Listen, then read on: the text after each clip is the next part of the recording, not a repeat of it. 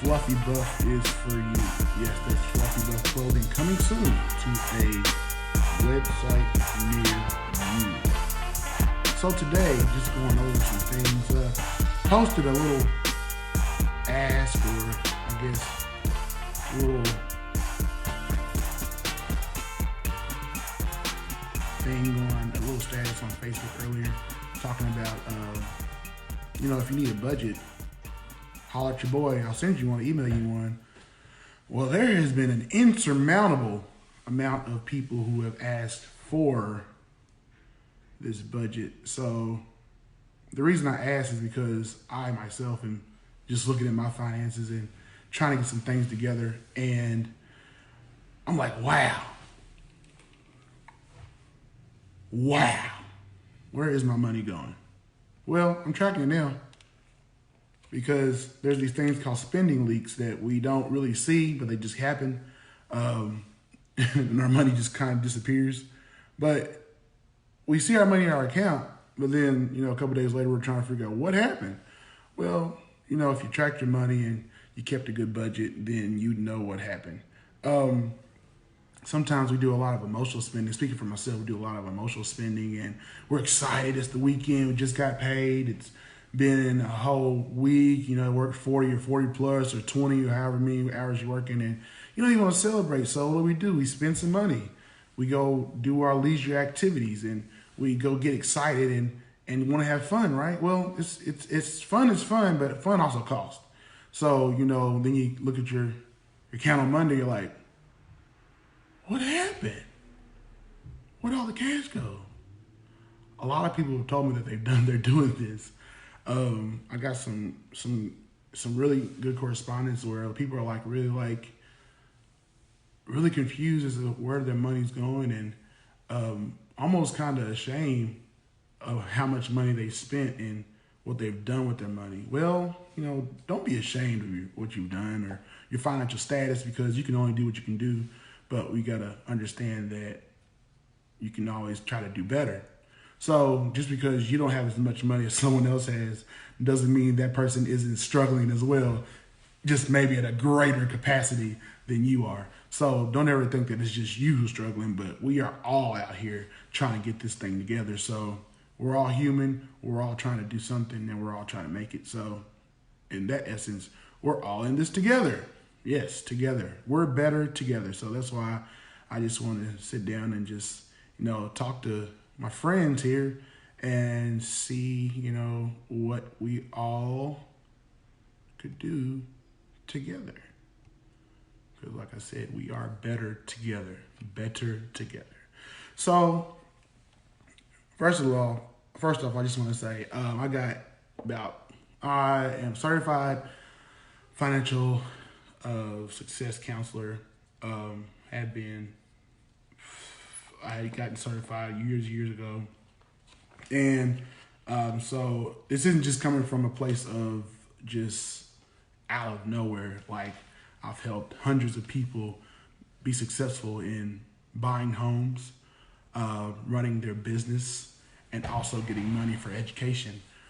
For student, in spite of student loans, where they would actually save money on a monthly basis to put towards their tuition, in hopes not to have to get student loans for that amount of tuition. So I had some success, tongue-tied on a Monday, success in helping people be financially sound and make sure that they have what they need to be able to do what they need to with what they have. Yeah, made that work, didn't I? So I just put a couple things together, and I wanted to share it on this episode of Big Talk the Mixtape, lunchtime money talk, to just see, I don't know who I could help, and I never know who I could help. So if I help one person, I'm successful. But if I don't help anybody and I put this out there, then I'm still successful, because this is put on my heart to do, so I'm doing it. As with anything, with your money, you have to have a goal. So it's important to know what your goal is and to make a plan to be successful. A lot of people just are out here really just living without any intent or purpose with their money, but just spending it. I mean, if you can do that, that's fine. If you don't want to attain anything that's worth having, or if you have the money to just get whatever you want, then hey, do that. More power to you. If you could spend some money on me, I'll take it. Please give it to me. I'll send you my email address. My Cash App is $Rambo Johnson 1219. Please go ahead and send me that money if you got it to spend like that. I'll take it. But for those of us who are trying to make it on a day-by-day basis, some people who are even living paycheck to paycheck, let's figure out how to get away from living paycheck to paycheck. So it's good to have a goal. What do you want? You want a house? Do you want to pay off your debt in 2 years, 5 years, 10 years? What are your short-term, your long-term, mid-term goals that you want to get? What are they? What's the specific thing that you want to get? So have that in mind. Your specific goal that you want to attain financially. Now, can you measure that? What does that look like? How much is it going to cost you to attain your goal? What would you have to attain your goal? Are you wanting to buy your mom a new home? Are you wanting to buy yourself a new home? Are you wanting to pay off your home or sell your home? Are you going to have to consolidate your student loans to pay your student loans off? Or what is it going to look like for you to be successful financially? Do you want to buy that car? Do you want to sell a car? What are you going to need to do? How are you going to measure it to be able to know that you'll be successful? So you got a specific goal that you have, and you got to make sure it's measurable. The other financial goal related oriented piece that you have to have, and make sure your goal is attainable. Can you actually do this? Is this something that you can actually do? I might want to buy $1 million house right now, but if I don't have the means to buy that $1 million home, then that's not something that I can attain. Now, if I want to go purchase this $80,000 foreclosure that could be $1 million home, and I have the ability to fix it up, then I could flip that thing, make the money off of it that I want, get a good ROI, return on investment, and then even sell it if I wanted to, or I could live in it. So you got to make sure what you're wanting is actually attainable financially, because we could want all kinds of things, but if we honestly know that we can't attain it, why would we go after it? That's a waste of time. Why waste time on something that's not going to come into fruition at all when you could actually plan something out and make it actually digestible and actually able to be attained? So that's important. And the other part that you want to make sure your goal is time. You have a timetable. You want to be able to track it as you're going. In any process, you've got a spectrum from beginning to end. And there's all these little middle parts from beginning to end. Those are all places where you can track. So you got to set up certain places where you can know if you're on track or not. For me, an example I have is my weight loss. I'll set up specific places on my timetable of weight loss to know if I'm being successful or not. I have goals. For instance, I posted that I'm able to fit in my weight training belt, my squat belt. I can do lower leg activities now because I can brace my abdomen with my belt. I wasn't able to fit that in March, but now I'm not only past the biggest link, I've actually had to bring it in a little bit because now I can fit in it and it's too big. So what I'm saying is I know that I'm on track in some sort or form or fashion because I'm able to fit something that I've laid out to be able to track my time. So you got to make sure your financial goals are specific, measurable, attainable, and trackable. Don't just be out here just say I'm going to do something and not have a way or plan to get there. You got to plan things out. If you want to be successful, you have to plan. If we fail to plan, you're planning to fail. So poor performance Proper, wait, was it proper performance prevents poor something? I don't know. The 7Ps, look it up. It's somewhere on Google. I don't know. I can't say it. I ain't got time to look. So anyway, plan your financial goals because you want to be able to make sure they come into fruition. And one of my goals is that I'm looking into relocating. My family and I have been in talks about possibly relocating. Yeah, I always want to say I want to move to Florida, but is Florida really actually a place that we can go for not just me, but for my family? Like, what is success for us? Sometimes your goals aren't just about you. You got to also understand what implications your goals have on everybody else. So is relocating something that we can do possibly, or do we need to just stay here and I just need to figure out how to be comfortable being here in the Louisville area? Who wants to be in Louisville? Why is Louisville even here? But anyway, yeah. Like I said, sometimes your goals will affect more than just you. So you have to understand how that's going to affect somebody else. So it's not just about you, but it's about everybody else who may be affected by what you're doing. So, money. Where is your money going? Where is your money going? Do you know? Do you know where your money's going? On a daily, weekly, monthly, yearly basis? Do you really have a distinct, very rigid budget that tells you everywhere every penny has been and is going, and where you plan to spend your money? A lot of people don't realize that if you don't plan for next month, you're already behind for the month after next. A budget is not just what you've already spent, but what you're planning to spend on down the road. In my years of doing financial literacy, I've seen a lot of great budgets and a lot of really, just heartbreaking things, because a lot of people are really spending more than they have coming in. How's that? Well, there's places called payday loans. There's places called buy here, pay here, car lots, really financial traps that are laid out for those who are making less money, so they feel like they can't attain something right now. What we have to understand is right now is not always the best option.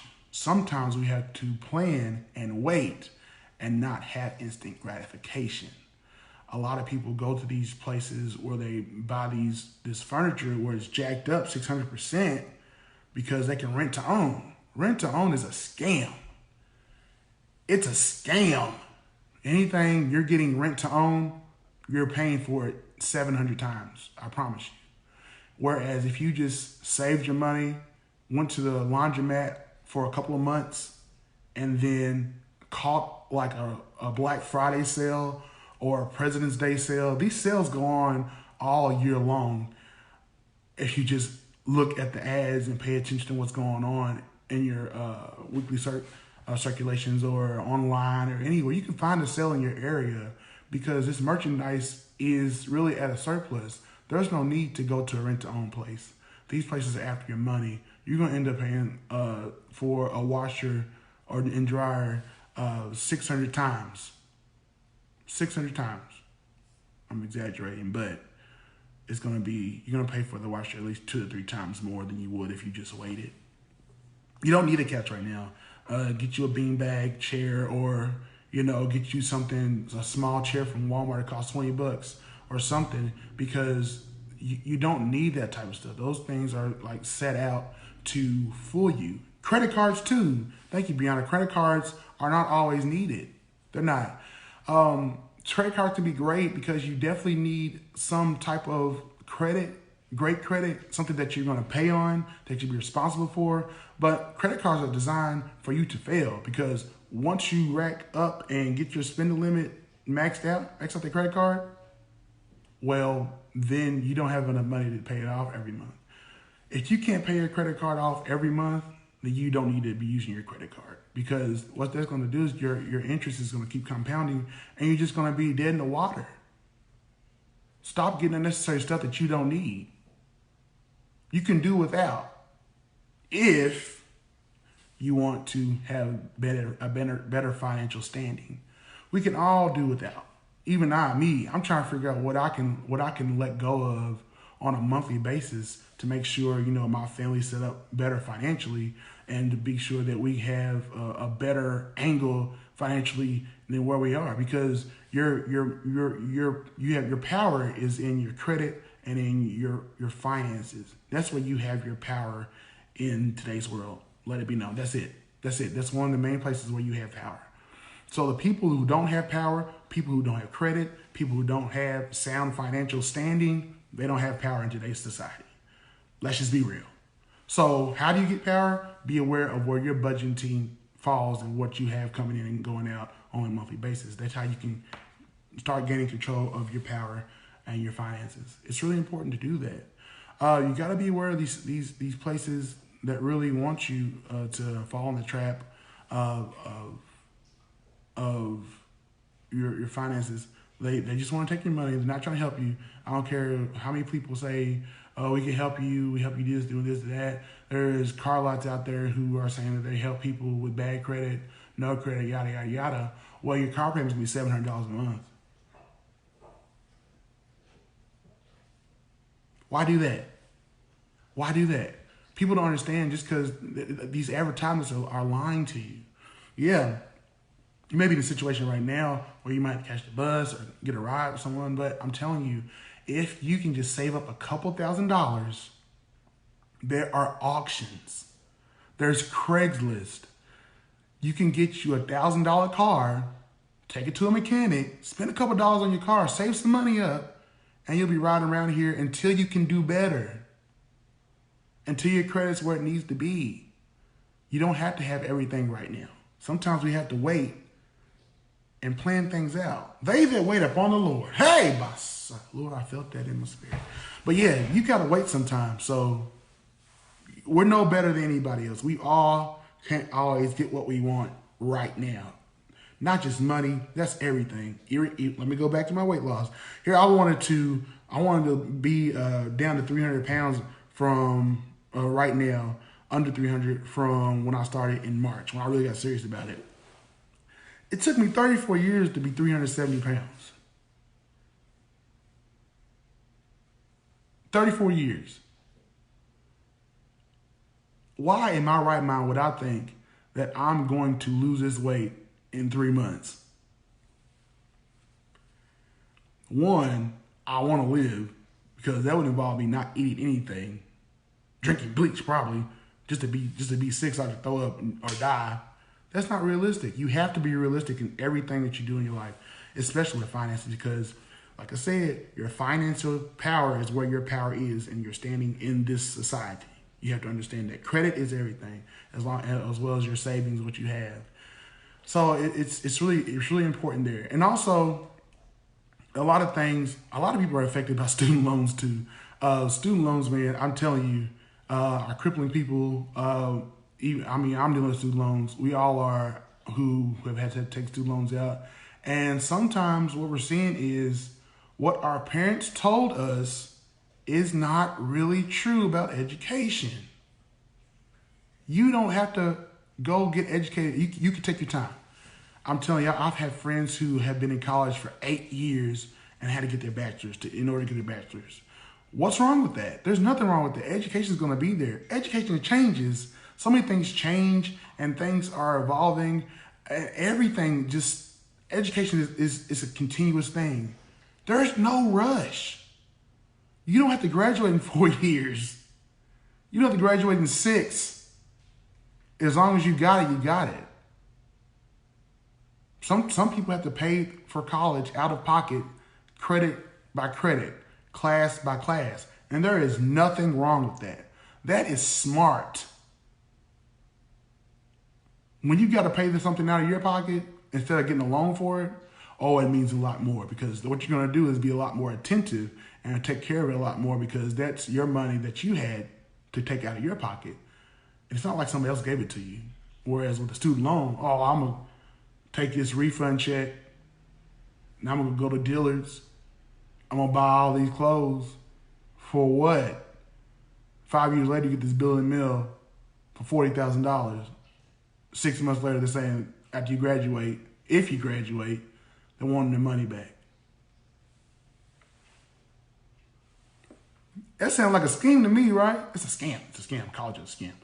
Unless you're doing it right. They just want your money. I'm telling you, these people just want your money. If you got anybody who's looking, graduated, I know I got cousins that graduated recently who are looking to get into the real world, and I'm asking, what are you going to do? You going to college? Are you getting some money for it? Please don't take out student loans. Please don't do it, because it's a death sentence. Student loans cannot be forgiven unless you're like a teacher in some type of student loan forgiveness program. And if you file bankruptcy, they're still going to come after your money. Student loans can't be wiped off. They're going to get their money. The Department of Education will get their money. Whoever's lending is going to get their money. You can't get away from student loans, even if you die. If you die, you still owe student loans, guess what? Somebody else got to pay them. If you're married to somebody, they got to take on that debt. I promise you. Look it up. You can't file bankruptcy to evade student loans. You can't do it. It's a money trap. They're going to get their money. Yes, sir. Yes, sir, Ruben. They're going to get their mony. There's no way around it. So you got to be smart about what you get. Yeah, cousin. They're going to get the money. They're going to get their money. So it is a trap. You got to find it. You got to watch out for these traps. And the thing is, we look at college because our parents told us. Well, my parents told me that you got to go get your education or you got to go out and work. Well, I ain't got a job at Jeff Boat, and I just didn't like it. And I was like, yeah, my parents are right. I need to go to college. I should have stayed right in the workforce. There's no telling where I could be right now if I had just stayed working. The places I got a job that's closed right now. But anyway, RIP. But there's always different things out there. But like I said, you got to know where your money's going. Don't fall for the traps. You got to budget adequately. Don't let other people, what they have, what you see on Facebook or Instagram or Snapchat, what they have, fool you. You don't know what that other person went through to get that, or if it's rented, or if it's somebody else's, or whatever other fallacy or lie you can come up with. That doesn't mean that what they have is theirs. Don't worry about that. Worry about your life and what you can do. You can control what you got. What you need to worry about is you. Don't worry about what somebody else got. It don't matter. It don't. Stop. And however much somebody else gloats or brags or boasts about what they have, don't worry about it. It ain't got nothing to do with you. What you have control over is your life, your goals, and where you're going to end up and what you're going to do to get there. That's what you need to worry about. Yeah, we can celebrate with our friends and stuff, and it's always good to be happy for somebody else. I am the biggest cheerleader. I want everybody to make it. I don't want to see anybody not make it. I want everybody to make it because we all deserve to be happy. So your happiness is different than mine, and my happiness is different than yours. So what it takes for me to be happy is going to be completely different than what it takes for you to be happy. So we have to realize that what somebody else has doesn't make me happy. It doesn't. It will never. But seeing someone else happy makes me happy. So whatever that takes for you to be happy, I'm happy for you. But I just want to make sure we all want to make sure it doesn't come at the cost of somebody else's time or somebody else's life or make somebody else uncomfortable. So that's something that we all have to consider. So when you think about where your money's going, what are you doing on a daily basis? How does your life live? How are you living your life? Are you living above your means? Or are you living at your means or below it? This all goes back to your goals. What do you want to save? Do you want to save some money? Well, how do you do that? Well, you got to live at or below your means. A minimalist life. There's a podcast called The Minimalist. They kick some great knowledge about just everything in life, and I'm a big fan of them. And they said, you got to really understand where you are and what you're spending on a daily basis. Do you really need this? Do you really need that? So they're really good. There's really good shows over there. That's The Minimalist. They are awesome dudes. So some questions that you can ask yourself when you're out buying stuff or at the store or getting groceries. The number one thing that I find myself doing now is asking myself, do I really need this? Do I really need this? Or do I want it? Can it wait? Or do I have to have it now? And also, sometimes we buy stuff, just speaking for myself. Sometimes I go out and buy stuff and I'm like, yeah, I want that really badly. And then I get buyer's remorse. Buyer's remorse is a great thing. One thing I found myself doing is when I buy something and I get it home, I don't open it immediately. And I try to wait to see when I need it. So if it's within the time span where I can return it, I'll return the thing if I find out that I don't need it the next day or two. Because if it's not something I need, why am I buying it right now? If it can wait until I'm a couple of paychecks down, or I accrued a couple of dollars in my savings, or I got a good hefty plus in the bank account, why can't I wait till then? So yeah, it's still all about planning and remaining vigilant and consistent with your goals and what you want to do. Something else that I really like to do, and I did with my clients when I was doing financial literacy as my primary job, we celebrated successes, and that is important in your life too. When you reach your goal, it's time to party. Now, I'm not saying go out here to the bar and get drunk or call your friends over and just get wasted. No, do something that you can say, I celebrated a pivotal moment in my life and I did this. You went and got ice cream. You went and got your favorite bottle of water. Something simple that doesn't break the bank. If you're celebrating that you got enough money for your trip, go on the trip. do something sensible, well within reason, that's not gonna cause you to get out of sorts on your financial goal. Because if you're saving money, celebrate the money that you save, but don't spend the money that you save that you're celebrating. Make sense? Yeah, okay, cool. You can't give me 1 second. I don't know if I could change this privacy while I'm on here. I am so sorry. Let me, Brianna, when I save it, when I share it, I'll make it public, okay? I apologize. But what else I can do it on here? Let me see. No, I can't. I can't make this public. I don't know why it automatically does. I should have did that. I apologize. I can't make this public right now. Oh, can I? Can I? No, I cannot. But yeah, so don't break the bank when you're celebrating. That's counterintuitive. Oh, you weren't? Okay, cool. I don't know why. I thought it was public. I thought I was able. I don't know what I did. I'm sorry, y'all. So yeah, celebrate your successes. It's not about the rain, it's how you dance in it. You always gotta be positive in what you're doing and where you're at, regardless of where you are. Always have an upbeat, attitude, because what you're doing, if you're not there, you're working to get there. So be happy about the process. Dance while you're in the process. So when you get to your goal, you can really celebrate. You can really dance. You know what I'm saying? You can really cut up. One of the big things, that I've seen a lot of people talk about is buying a home. Once again, like I said earlier, this is not our parents' generation. Yes, I'm speaking from my culture, African American people. We are a bunch of buyers, but we don't own much as a whole, as a people. But from an overall perspective, if you don't feel like you need a home, then by all means, don't go out here trying to buy a home just because everybody else has a home. or just because someone else says you need to get a home, you shouldn't be living in an apartment or a condo or whatever else. What you have to understand, you got to know what's right for you. So if you don't plan on being in the area you're in for 5 or more years, there's no reason to be trying to purchase a home.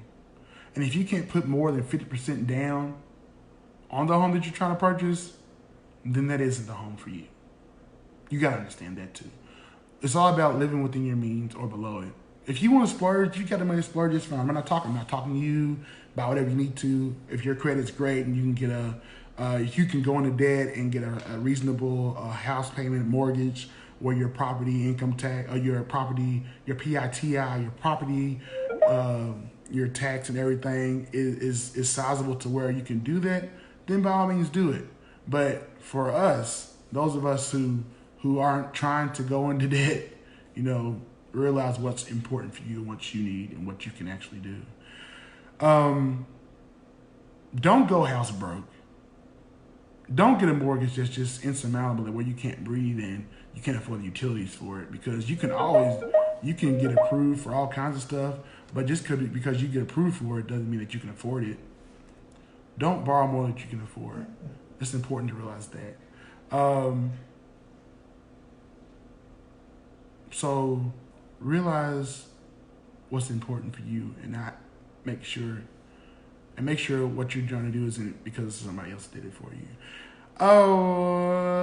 One thing I wanted to share with you is a credit card hack that I know of, that I've seen work, that has helped people's credit jump points on a month-to-month basis. So there's this thing called a secured credit card, where it's like a prepaid credit card through banks and lenders, where they'll allow you to get a certain line of credit, but you have to pay for it. Like putting $250 down on the credit card gives you a $250 limit, right? So it's your money that you're putting in to a secured account. One thing you can do if you want to get your credit up, you can max out the credit card one day and then return the items to the place you bought them from the next day. And what that does is it looks like a positive payment on your credit. Now, make sure the place you're buying the stuff from has a 100% return policy. Don't open the items. Matter of fact, keep them in a safe place where you won't touch them, and stuff that just buy stuff that you don't need, that that you can return, that you can return, and return it the next day. It goes down as a positive payment on your credit. Excellent. I've seen many people use that hack, and their credit has shot up points at a time on a monthly basis. So once again, credit card hack: get a secured credit card from a bank, which is a prepaid credit card. Do like a $250, $300 limit. Max that credit card out one day, and then the next day return the items, and you will have a positive payment on your credit. Do that for about 6 months and watch God work in your life and your credit. I promise you, it'll make a miracle. I'm telling you what I know. I've seen it happen. I've seen it work. Like I said, just know what you need. Don't base your life on somebody else. Don't base your finances on somebody else's gains or failures, but it's all about you. You got to do it right. You got to have a plan, and you got to know where you are in that planning, and be consistent with yourself. Be honest. If your finances aren't where they need to be, do something about it. Work out your credit. If you want to pay off stuff in your credit, make a list, make an itemized list. Get a credit report first. Annualreport.com. A great credit monitoring place is Credit Karma. I use them. Get your 3 bureaus: Equifax, TransUnion, and Experian. Get those 3 bureaus at least twice a year. If you got to pay to get them, fine. Get your report. But list it. Itemize it from smallest to greatest. And attack it at the smallest. Start paying stuff off at the smallest on your credit and work your way down. It's called it's a method that I learned, and while I was being trained to help people really get their credit back together, and that helps as well. That's another credit hack. Just pay stuff off. Be consistent. What is the guy's name? Oh Lord, I done drew a blank. But Charles not Charles Stanley. That's a preacher. The guy who does financial, the people he does financial. He helps millions of people get their finances together. Does anybody know what his name is? Old guy. He comes on the radio. He has wrote hundreds of books about finances, and people getting their lives back together, financial literacy. He's helped hundreds of people get out of debt, pay off hundreds of thousands of student loans in a little time. And he has a bunch of different things. I can't think of his name. I am so mad right now. I am drawing a blank. Give me 1 second. I'm gonna find this out. Dave Ramsey. Yes, Dave Ramsey. Dave Ramsey calls paying off small things at a time to big things debt snowballing. Snowball starts off small and gets bigger. Debt snowballing. So yes, debt snowballing. Pay small things off. Start off paying the small things off in your credit and go down the list and get to the bigger ones. If you haven't checked out Dave Ramsey's website, that man is a wealth of knowledge. He's all about living at your means or below it. Don't do things. Don't buy things that you don't need. Just do with what you have and make the best out of it. So I mean, and the thing is, you got to look at the money that you're making too. Do you need a part-time job? Is a part-time job worth it? Sacrificing your family time with your family, or will your family get a gain out of you having a part-time job, something like that? Is your job really working for you? What's up, Corey? What's up, C Jeezy? What's up, Neil? Is your job working for you? Do you need another job? Are you putting yourself in position to get a better job? Are you networking? What are you doing? What are you doing to make your job better? What are you doing to work your way up the ladder? Or is there another area that you need to look into, another company that you need to look into? Are you working on your resume? What have you done today to work on your resume? What have you done today to make your stock better, make you worth more so that someone will pay you more or elevate your status at your company that you're at? What are you doing to make your career better? What are you doing to be a better professional? Things like that you got to consider that will help you be better financially sound than where you are today. Where do you want to be in 10 years financially and in your career? Where do you want to be in 5 years? It's all about goals. What are you doing to reach your goal professionally in your career to affect your family, not only to affect your finances, yes, to affect your finances because they're going to pay you for the service that you're providing, but what are you doing to be a better person professionally as well? It's all about the stock. It's all about your brand. It's all about branding. I'm telling you something that humanity taught me is about branding. And I'm telling you, you got to work every angle of your brand to increase your professional ability. So there's just some things to look over. Just some things to think about. If you're wanting more money, if you want to be rise up in your company, what are you doing to affect that? What can you do? Who can you talk to? Who can you network with? Who can you link up with to make things better? All right?